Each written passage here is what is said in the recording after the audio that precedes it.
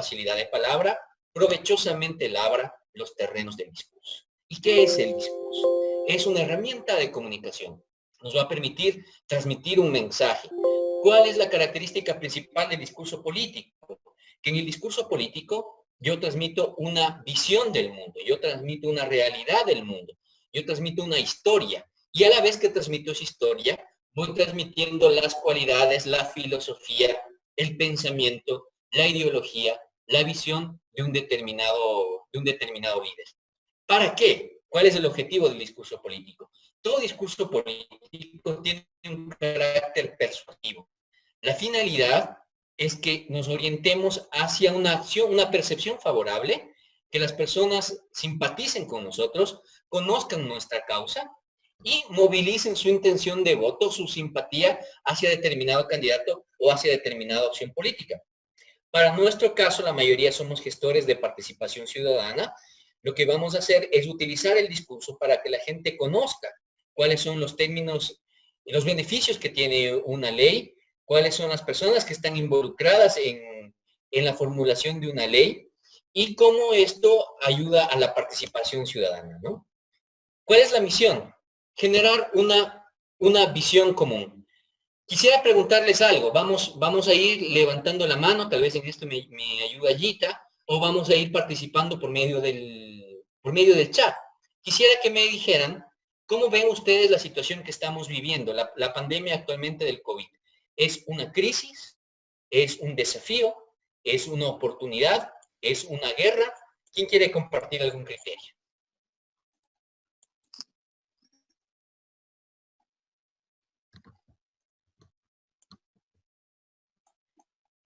Es una oportunidad, nos dice Carlos David. Perfecto, el chat está lindo para interactuar.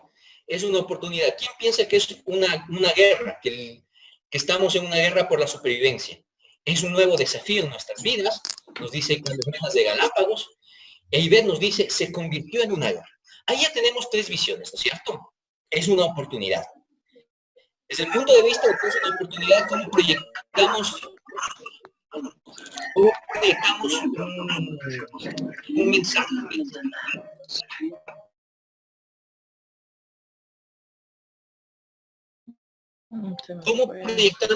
¿Cómo proyectamos un mensaje desde el punto de vista de que es una oportunidad y de que es un desafío?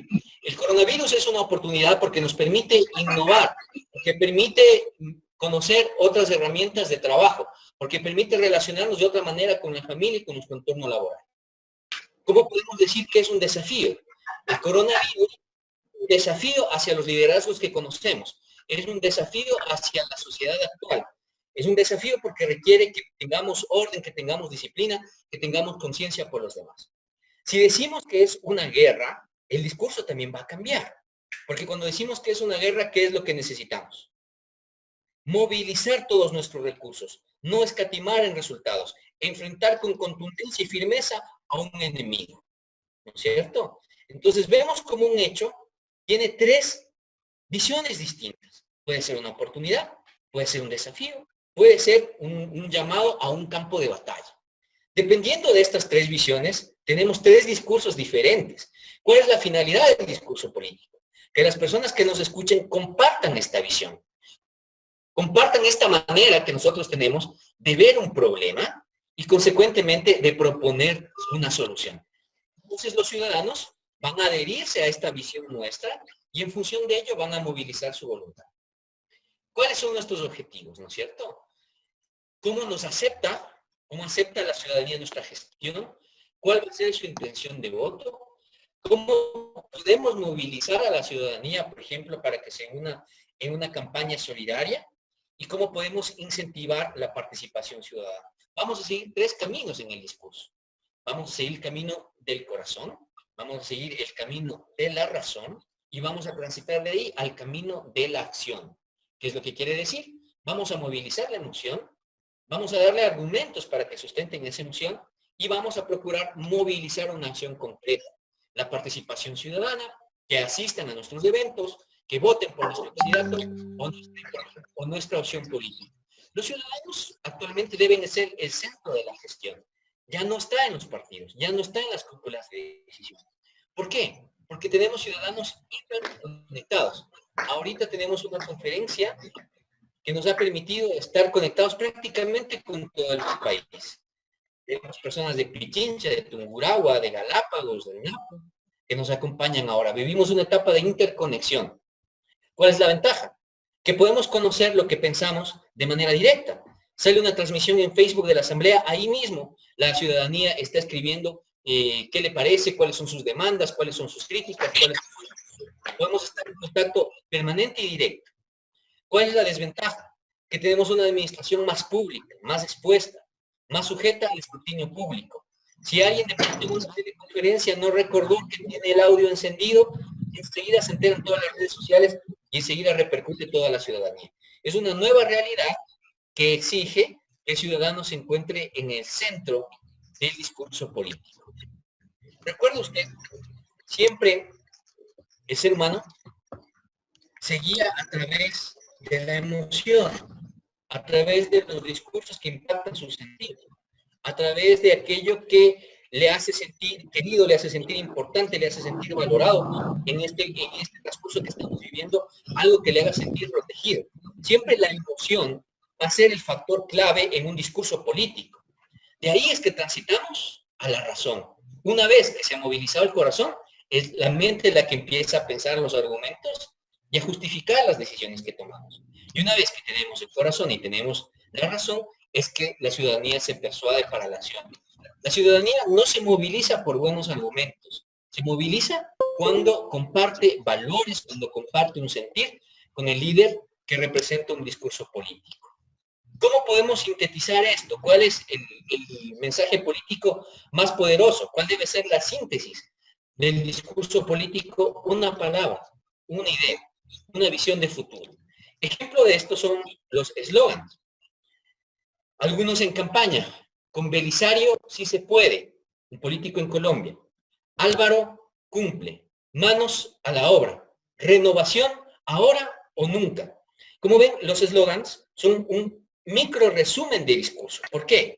Porque nos transmiten la visión del candidato y nos transmiten el mensaje de por qué el candidato es la persona óptima. Lógicamente, el eslogan, igual que el discurso, debe adaptarse al contexto social. Y ahí podemos ver cuáles son las diferentes lógicas que tenemos en política. Tenemos la continuidad, tenemos la ruptura, tenemos la oportunidad de innovar o la oportunidad de continuar por el buen camino.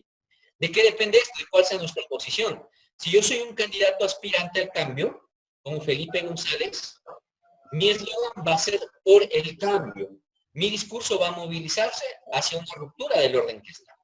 Pero el mismo Felipe González, cuando ya fue presidente y aspiraba a su reelección, ¿qué es lo que le interesaba? ¿El cambio? No, la continuidad. Cambió su eslogan y entonces ya era Felipe González, vamos por el buen camino. La síntesis de una idea que moviliza tanto la razón como la emoción de los ciudadanos. Nuestro mensaje debe permitir al candidato alcanzar notoriedad, que sea una propuesta relevante, que ilusione a la ciudadanía, que distinga al candidato de los demás. Vamos a poner otro ejemplo sobre esto. En la campaña presidencial, el eslogan de Jaime Nebot era primero la gente. Para diferenciarse de este eslogan, Abdalá Bucaram y de otro que decía primero los pobres. Ya, desde uno y otro, desde primero la gente a primero los pobres, ya vemos una distinción ideológica y de mensajes entre ambos candidatos. ¿Qué es lo que le quería decir Abdalá Bucaram a Jaime Nebot? Jaime Nebot no cuenta entre la gente pobre, eso es lo que le quería decir Abdalá Bucaram en su mensaje. Y ya reivindicaba una visión de discurso. Tenemos 3 vías, como les comentaba, para contagiar algo que es fundamental en el discurso, compañeros. Quisiera yo que en este momento me comparten igual por el chat cuál fue su visión, cuáles fueron sus esperanzas cuando acudieron al primer día de trabajo. Y de pronto, ¿qué le dijeron a su familia cuando cobraron su primer sueldo en el trabajo?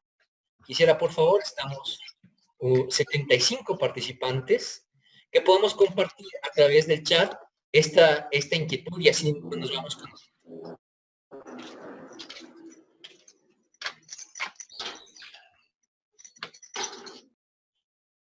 Carlos Mena nos pregunta por qué es una desventaja que la administración esté más dispuesta.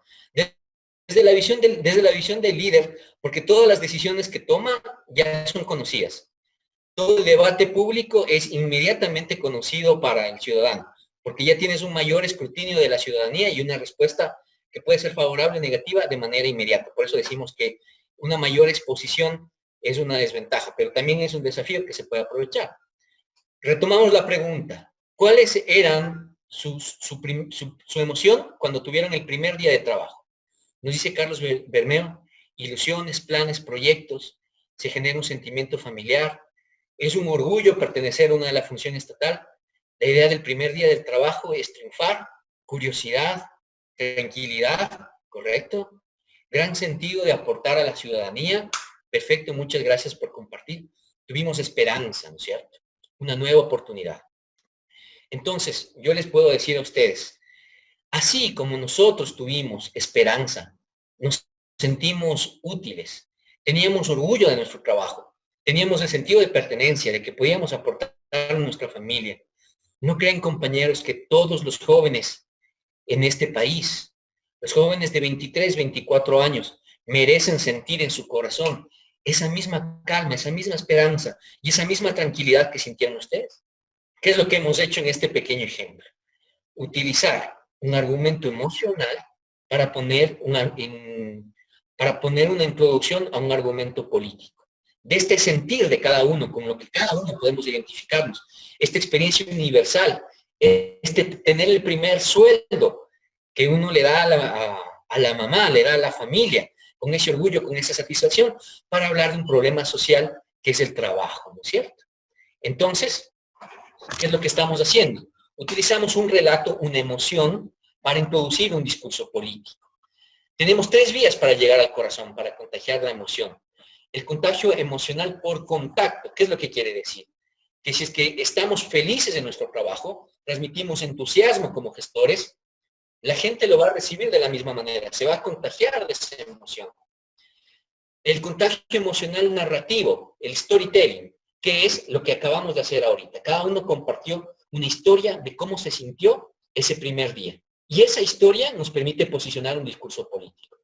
Y tenemos el contacto emocional litúrgico. ¿Qué significa la liturgia? No significa que vamos a ir a misa. Significa que dentro de la política, tenemos también cierto ritual, cierto ceremonial. Nos acompaña una cierta atmósfera especial, una puesta en escena. El líder, el meeting, el canto, la bandera, el eslogan, forma parte de un ritual que ayuda a contagiar esa emoción.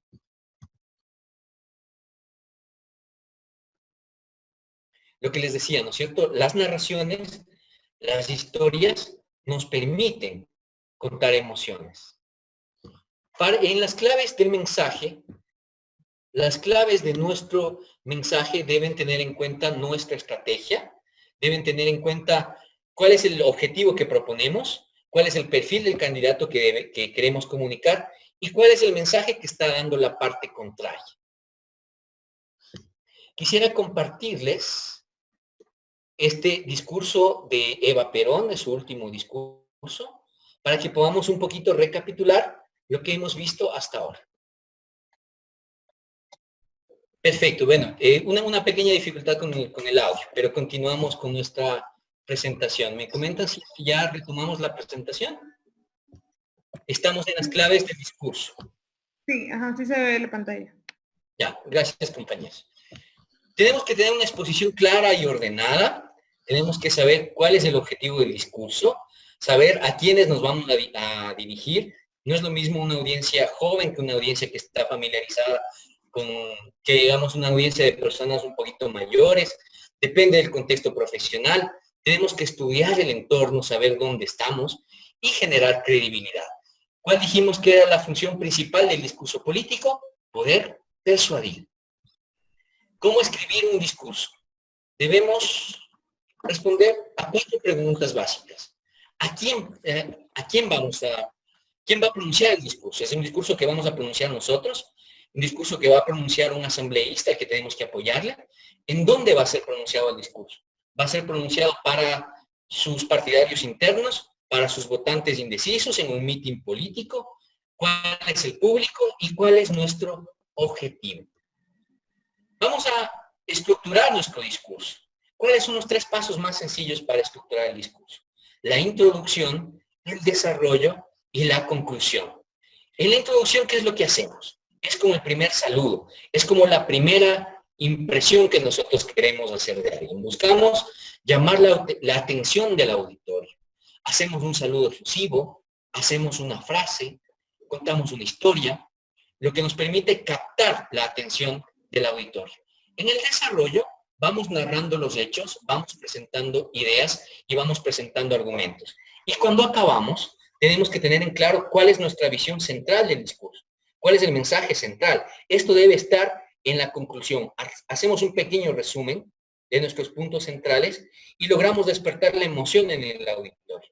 La conclusión es la parte central porque es lo que nos va a decir cuál es el eco, qué es lo que va a resonar en el auditorio. Las últimas palabras que escucha la audiencia son claves porque son las palabras que va a contar en la casa, son las palabras que va a contar a la persona a la que le refiera qué es lo que escuchó en el discurso.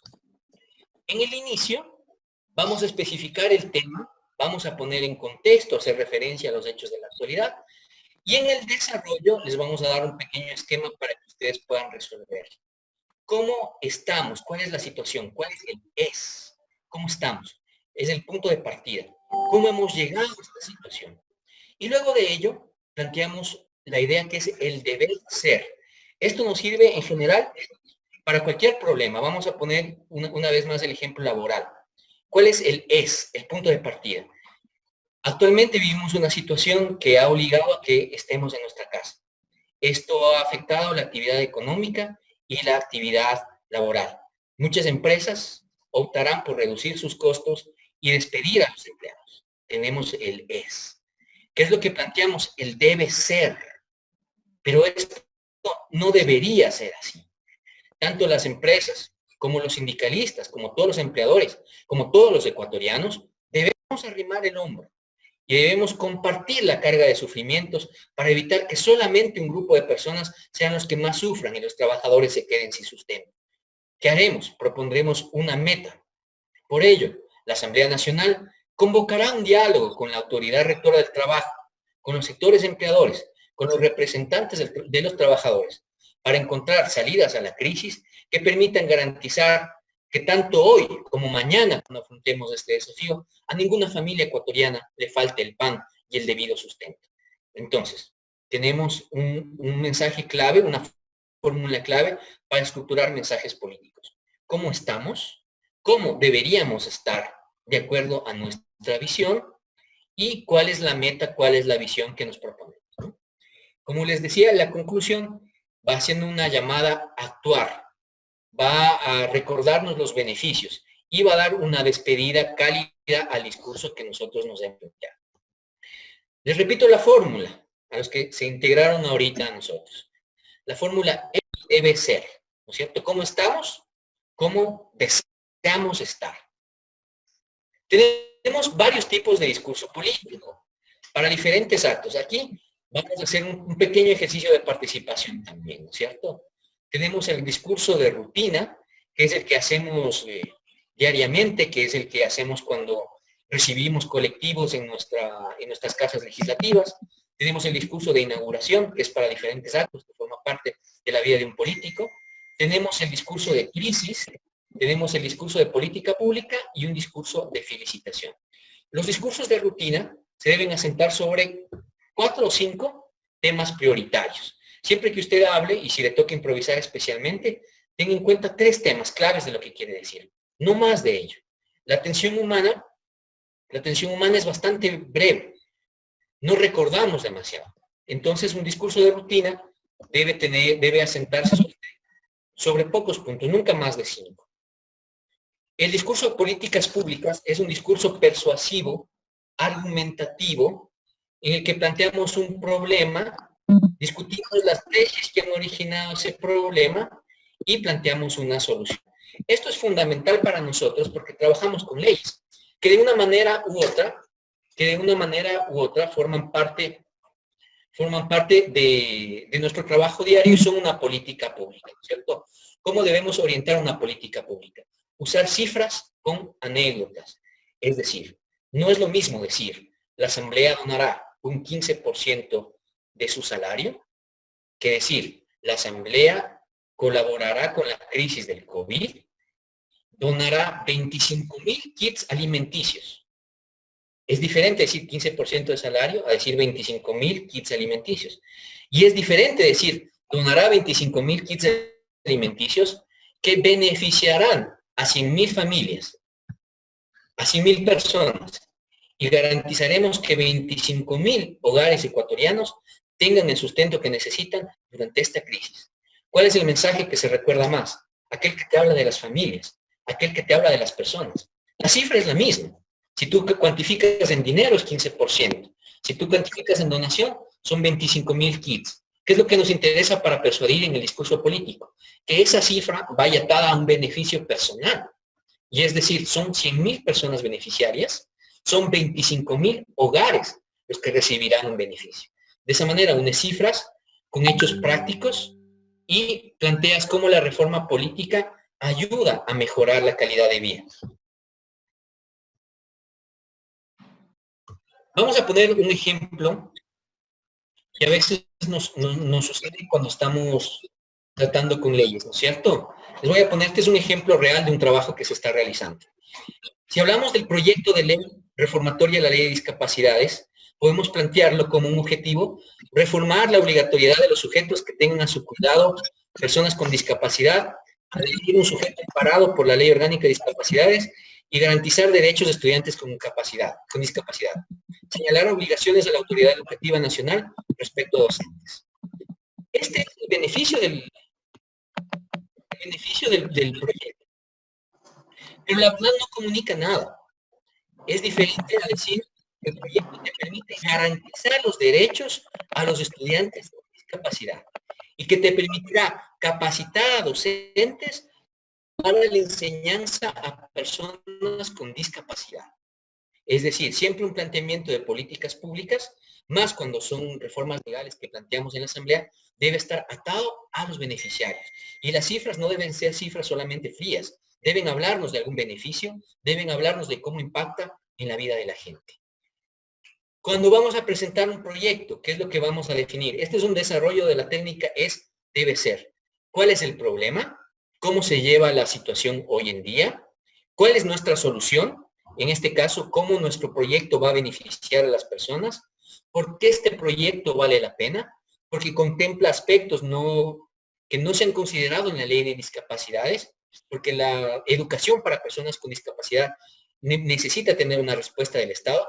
¿Y cuáles son los números? Es decir, cuáles son los recursos que tengo, cuáles van a ser los beneficiarios, en cuánto tiempo la persona con discapacidad accederá a los beneficios de la reforma que estamos planteando. Quisiera, por favor, vamos habilitando la participación, que alguno de ustedes me leyera este primer discurso que dice: por un ambiente mejor, cada cosa a su contenedor. ¿Quién quiere participar? Podría... Carla de Napo. Carla de Napo nos va a leer este discurso. La escuchamos. Ok. ¿Sabías que en nuestro país la presencia de desechos sólidos ha ido en continuo aumento? Encontrarse entre los países generadores de más basura per cápita, 62% de origen doméstico y 38% de origen industrial. Se estima que en promedio cada persona produce 1 kilogramo de basura por día. Y se agregan los residuos de comercios, hospitales y servicios. La cantidad aumenta en 25 a 50% y alcanza hasta 1.5 kilogramos por persona al día. Debemos hacer algo al respecto. Perfecto, perfecto. Como vemos, aquí tenemos un discurso de políticas públicas. Estamos relacionando las fechas y los hechos, pero a un mensaje político. Y le sintetizamos en un mensaje clave: por un ambiente mejor, cada cosa en su contenedor. Alguien que nos lea, por favor, y lo haga además transmitiéndonos emoción, sentimiento y convicción en lo que dice, este pequeño discurso que también es un mensaje de política pública.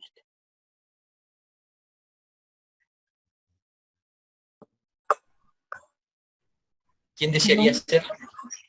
Ya. ¿Me escuchan? Sí, escuchamos a Brigitte, escuchamos Brigitte. Ya. Un gran Pablo. porcentaje de... ¿Me escuchan? Sí, vamos, Brigitte Dale, procede con Brigitte, la sí te lectura. escuchamos, Brigitte. Un gran porcentaje de los accidentes automovilísticos se producen por conducir luego de consumir sustancias alcohólicas. Al conducir con ingesta alcohólica no solo está arriesgando su vida, sino que también la de las otras personas presentes. Entonces, si va a beber, no conduzca.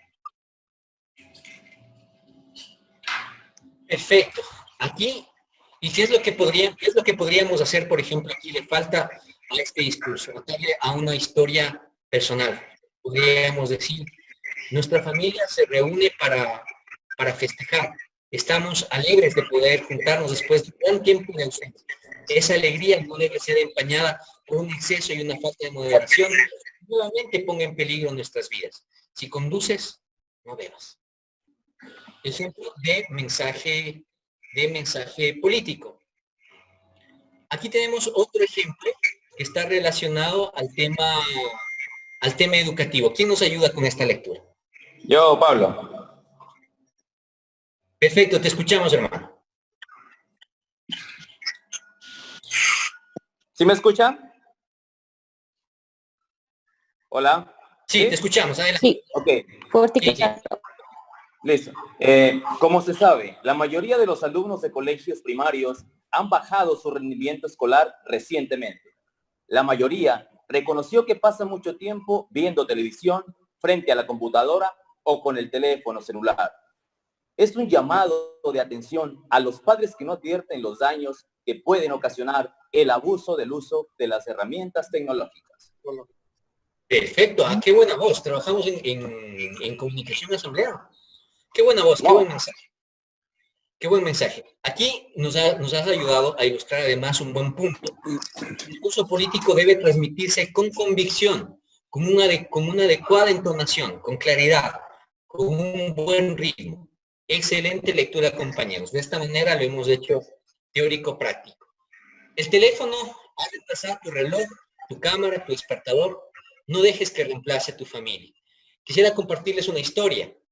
Un día un muchacho de 5 años que estaba haciendo sus deberes le dijo, papá, escúchame, te veo solamente en el teléfono. El papá le dijo, sí, estoy respondiendo unos chats, hijito, te estoy escuchando. Dijo, pero no, papá, préstame atención, escúchame con los ojos. ¿Qué es lo que le quería decir este pequeño a su papá? Papá, escúchame con todo tu ser. Necesitamos recuperar la convivencia en familia y desconectarnos de nuestros dispositivos virtuales. ¿Se dan cuenta? Aquí tenemos una política pública que nosotros atamos a una anécdota, a un mensaje familiar, para lograr persuadir y convencer a quien nos escucha de la importancia de compartir nuestra visión del mundo y seguir nuestro mensaje. Un discurso de inauguración tiene un esquema muy sencillito, es corto, agradecemos a la persona que inaugura la obra, vamos de lo general a lo específico e intentamos matizar con una frase o algún hecho relevante de lo que estamos por compartir, ¿no es cierto? El discurso de inauguración, seguimos el mismo esquema del discurso de felicitación, ¿no es cierto? ¿Por qué nos encontramos hoy aquí? ¿A quién estamos homenajeando? ¿Cuál es la ocasión? Y vamos a permitirnos decir unos buenos deseos para el futuro, ¿no es cierto? Es decir, inauguramos el evento puede ser, por ejemplo, la conmemoración de los 25 años de un servidor legislativo. Nos encontramos hoy aquí para conmemorar a Orly Reyes, que hoy cumple 25 años de trayectoria profesional. Resumimos los logros de la persona, un sociólogo destacado, una persona comprometida con el cambio social. ¿Y qué hacemos? Damos nuestros buenos deseos. Entregamos esta medalla a Orly Reyes y sabemos que su trayectoria seguirá siendo un ejemplo para futuros profesionales. Un esquema sencillito, la ocasión, por qué nos encontramos aquí, a quién nos referimos como homenajeado y nos referimos al futuro generando nuestros buenos deseos. Vamos a seguir este esquema sencillito. Quisiera contar con un voluntario que, siguiendo este esquema, nos ayude a construir un discurso político. ¿Quién se voluntariza? Y yo le pongo la ocasión.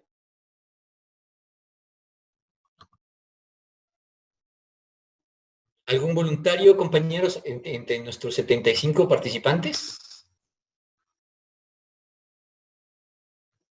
Yo, Pablo. Sí, perfecto, te escuchamos, verás. Vamos a poner este esquema. La ocasión va a ser la inauguración de una nueva casa legislativa, de un equipo tecnológico para la casa legislativa.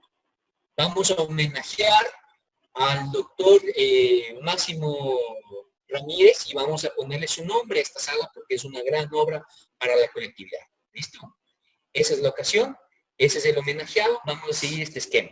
¿Por qué nos encontramos hoy? ¿A quién homenajeamos? Y vamos a hacer nuestro mensaje con una buena visión sobre el futuro, un mensaje positivo al final. Escuchamos.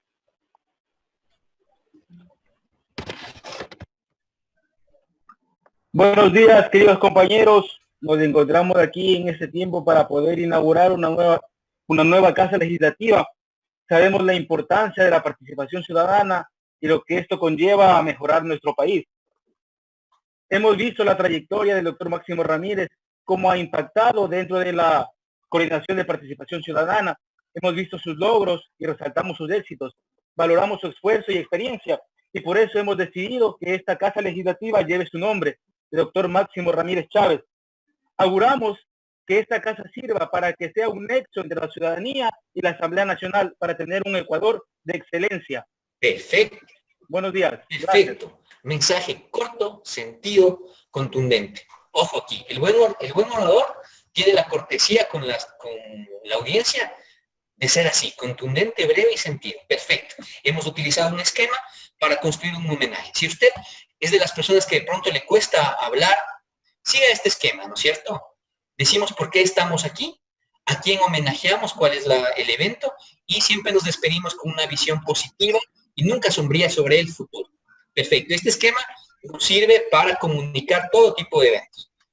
Desde bautizos, matrimonios, divorcios, podemos seguir ese mismo esquema para poder realizar un mensaje convincente. El discurso de manejo de crisis es muy importante, sobre todo en estos momentos que nosotros realizamos y cuando tenemos que transmitir una mala noticia o un evento difícil. ¿Qué es lo que hacemos? Relatamos cuáles son los hechos, cómo estamos, cuál es la situación, qué es lo que ha sucedido. Vivimos una pandemia difícil, hubo un accidente que cobró la vida de 45 personas, hubo una situación delicada de secuestro, hubo una intoxicación masiva, etcétera, ¿no es cierto? ¿Qué es lo que estamos haciendo para controlar el daño? Las víctimas están siendo atendidas, han sido trasladadas, tenemos un plan de contingencia, nos identificamos con el dolor de las víctimas y de la ciudadanía en general y hacemos un llamado a la calma, a informarnos por medios oficiales, a estar atentos a la información, a saber que el tema ya está siendo resuelto o que necesitamos de la solidaridad y la serenidad de la ciudadanía que nos escucha. En general, para un discurso de crisis o para una situación difícil, manejamos este esquema. Damos la información, porque es importante que la ciudadanía sepa qué es lo que está pasando, cuáles son los daños, anunciamos las medidas inmediatas que estamos tomando, cómo estamos controlando la situación y cómo pensamos remediarla. Nos identificamos, esto es central, siempre con el dolor de las víctimas, porque toda crisis tiene siempre un lado humano, y hacemos un llamado a la serenidad, a la calma, a una visión de esperanza sobre el futuro. Vamos a escuchar, le voy a pedir a Merita que nos está asistiendo con este tema, del presidente de Argentina, el presidente Fernández, que es un ejemplo de cómo podemos manejar una crisis. Mayrita, por favor, nos está escuchando, ayúdanos con este video del presidente Fernández, que va a ilustrar estos puntos que que hemos señalado ahora, manejar la información, señalar las medidas que tomamos, identificarnos con las víctimas y hacer un llamado a la calma.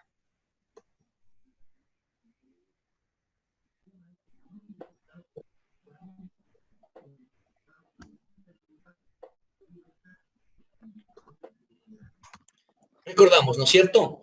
En una entrevista para el radio, lo que vamos a hacer es marcar desde el inicio cuál va a ser nuestro mensaje clave. Quisiera que lo que queremos hacer es reivindicar que nuestras actividades en participación ciudadana se mantienen activas pese a la contingencia y que estamos promoviendo la participación de todos los ecuatorianos en nuestras casas legislativas. Ese va a ser el mensaje clave que vamos a poder expresarlo en 10 o 20 segundos. ¿Quién se anima a participar?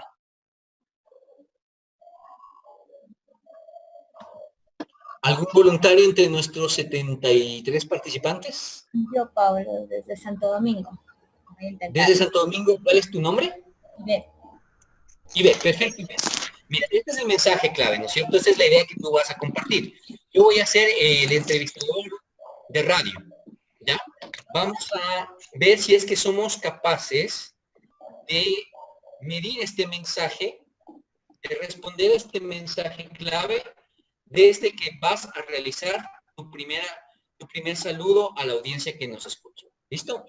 Estamos en participación activa, un espacio de la Asamblea Nacional para reseñar cuál es el trabajo que están realizando nuestros gestores en territorio.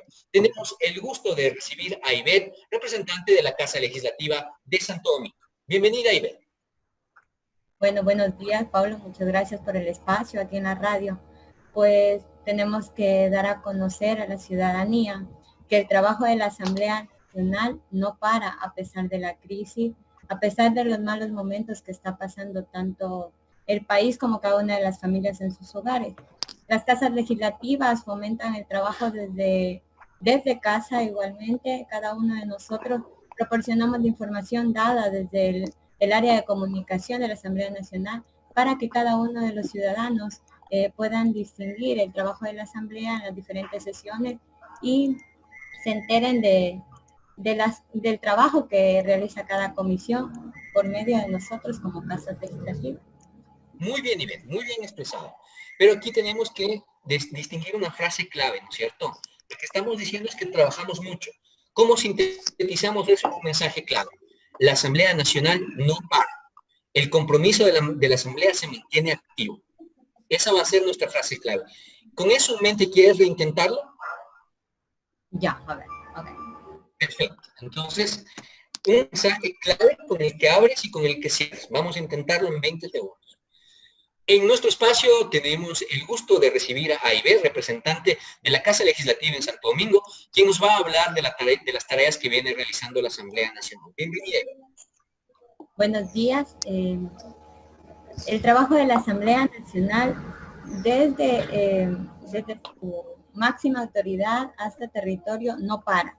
Tenemos que tener en cuenta que el trabajo sigue en constante evolución para cada uno, para el beneficio de cada uno de nosotros como ciudadanos.